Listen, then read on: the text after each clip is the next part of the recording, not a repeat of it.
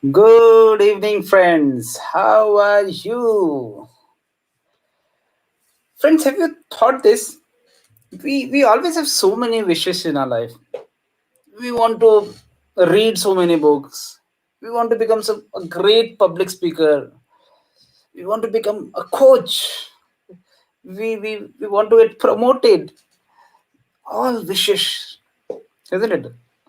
But when it comes to putting efforts in planning it, executing it, we either don't get time to work on that or we get extracted in so many other challenges in our life.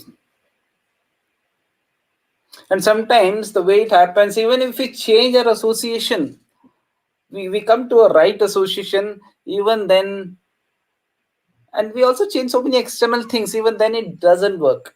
Why? Why that wish doesn't get converted to our actions? And trust me, while working with so many of my friends in the book club and PIM, I realized this is such a common problem.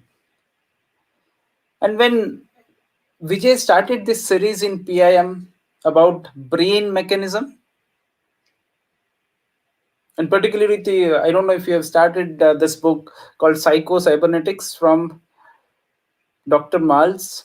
It actually gave me so many, so many reasons, so many ideas why it is happening. I know many of us will say because the desire is not that strong, maybe the self talk is not right, so many other things. People are not trying hard, but trust me, guys, it's not none of those things. It's somewhere we have to first be aware why that is happening, and then we have to tackle it. These could be small problems that your desire sometimes is not there, sometimes you're not trying hard, sometimes your self talk is not good, but that in itself is not the only reason. So Dr. Maltz in his book Psycho Cybernetics says that human beings always act and feel and perform in accordance with what they imagine to be true. सच्चाई कुछ भी हो सकती है, but most we are not bothered about that सच्चाई. We are bothered about what I imagine as a true. Think about this imagination and what I imagine to be true about myself and my environment. So we always act, we always feel, we always perform according to our imagination. What we feel true is about ourselves and about our environment. So guys, imagination holds the key. And this story by Dr. Miles actually connected a lot to me. So Dr. Miles, some of you might be aware that he's a plastic surgeon, but he then got interested in psychology because what he saw is plastic surgery involves people who are battered from their faith. So somewhere he saw that people first focus on their external appearance. I'll fix this, then maybe my self confidence will come. But he saw most of the time it doesn't work. And he saw example after examples after examples of patients who would have their outward appearance transformed. Somebody would be fixing his nose, somebody would be fixing his lips, somebody would be fixing his hair by all the plastic surgery, but still it was not making them happier. So you might be thinking that, oh, if I change this, maybe I'm a bit fair, I'm a bit dark, I have a small nose, I have a big nose, and all that. And if I get it fixed, I used to think in my childhood that my nose is a bit small compared to all the good actors and all the good models. I used to think if I get it fixed, probably I'll gain my self confidence. But this plastic surgeon clearly says that's not the case. He has seen example after example that doesn't happen. The outward appearance may change by plastic surgery, but the internal feelings and attitudes would remain the same. And it's an interesting story that he tells about this guy who has who was his patient. He was forced to come to his office by his family, and he was man of about 40 years, unmarried, and of course he was doing his routine job during the day. But then moment when he used to come back from office, He used to just sit in his corner. He will just either do his office work. He will never go anywhere. He will never do anything. Can you see his level of depression? He was just not ready to even go out. He was doing his work, coming to home, and then just sitting there. And he was completely in a situation where he was feeling that I'm so ugly, right? And the reason was that he imagined that his nose is very large and his ears are bit protruding, right a little more than normal. Mostly जो बाहर वाले देखते थे उनको कोई फर्क ही नहीं पड़ता था कि उसकी नाक लंबी है या कान बड़ा है, but somewhere he imagined that he's ugly and he's quite funny looking.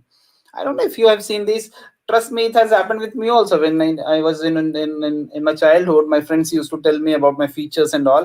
अब मेरे को सही में लगता था सही में यार मैं थोड़ा फनी दिखता हूँ, राइट. मेरा राइट लुक्स में मेरी नाक छोटी है, मेरे कान ऐसा है, मेरे बाल ऐसे हैं, राइट. तो somewhere I used to take it as a real fact यार. मैं that used to put barrier in my self image. So I can understand with this guy, right, who used to think that he's ugly, he's funny looking, right. And that's where whenever he used to think कि मैं लोगों से मिलूंगा, they will laugh at me. And of course when he will speak, people will laugh at him because he was odd. Just think about it. Does that happen to you? Have you seen people going through the same thing? And his imagination grew so strong that he actually feared going out into the business world and moving among people. He felt unsafe even in his house.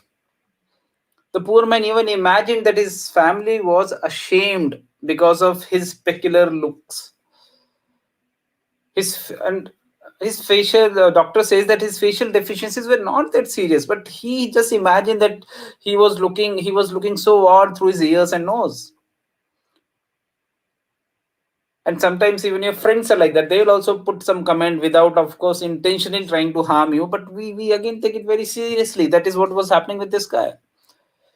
And in that desperation, his family brought him to the doctor, and fortunately he saw a doctor that he doesn't need any plastic surgery. The only thing he needed was some self-confidence, and to fix that he fixed his imagination, right. The kind of imagination that he has created, the self-destructive imagination through which he created his self-image, he had lost sight of all the truth. People didn't even laugh at him. He just used to think that people are laughing at him, and it was all his misery was coming out of this imagination. His imagination had set up an automatic negative failure mechanism within him. Forget about success mechanism. It was all negative failure mechanism, and it was operating at full speed. Whenever he used to see something, somebody's laughing, he used to think they are laughing on me. So, guys, your thoughts and actions are based on what you imagine as truth. मतलब हम सारे वही कुएं के मेढक हैं जो अपने कुएं से we are like that frog in the pond, in the well, who thinks that this is my world, this is my internal representation. यही सच्चाई है. Remember, guys, your physical brain and body functions as a machine which you operate using imagination. You can control that. Using the subconscious mind, using this consciousness, I'll say, you can actually control it. And imagination is that powerful tool that you can change your that negative limiting self belief to the positive belief which can make you stronger. So, guys, you may want to become public speaker, but does your imagination resonates with it?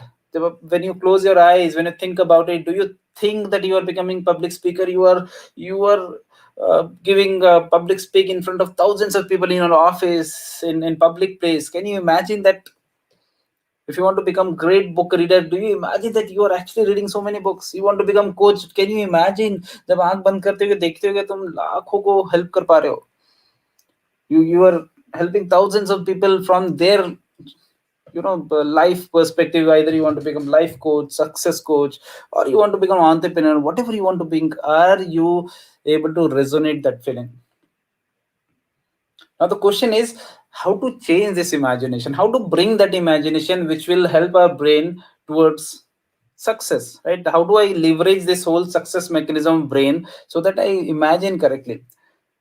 So this is going to be a long topic, guys. I'll stop here because this Saturday in PIM workshop, Vijay sir is going to cover this powerful concept of leveraging imagination to overcome your limiting self-belief that gathered over the time, childhood, and so many years.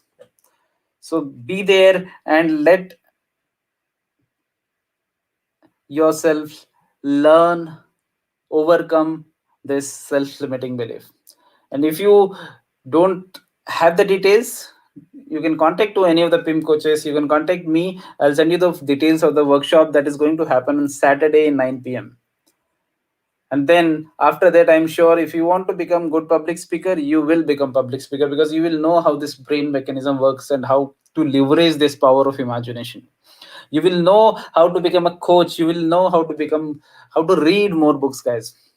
So I'm so excited about this session, and I hope you will also be excited. Do let me know what are your thoughts on this imagination, and if you have any questions on the upcoming workshop. See you. Take care. Bye.